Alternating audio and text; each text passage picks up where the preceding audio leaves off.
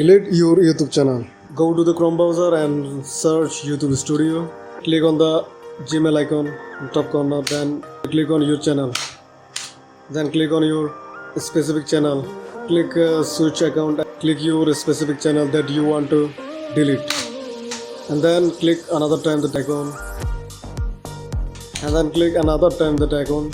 And then now hit switch channel. And then click on view all channels. And it will take you to your all channels tab.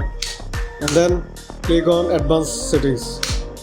And then here you can find in advanced settings the down mark on the default channels that you want to delete the channel. Click this channel to your default channel and then click delete channel, and then it will take you to tab that showing I want to hide my channel or content. If you want to hide your channel you can, but now on the I want to permanently delete my content, and then mark these two options and then hit delete my content, and then copy your channel name and then paste and then hit delete my content.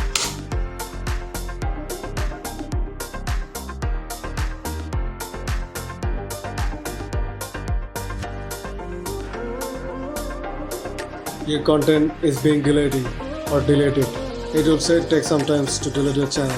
If you have more content, it will take that time to delete your channel. Thank you.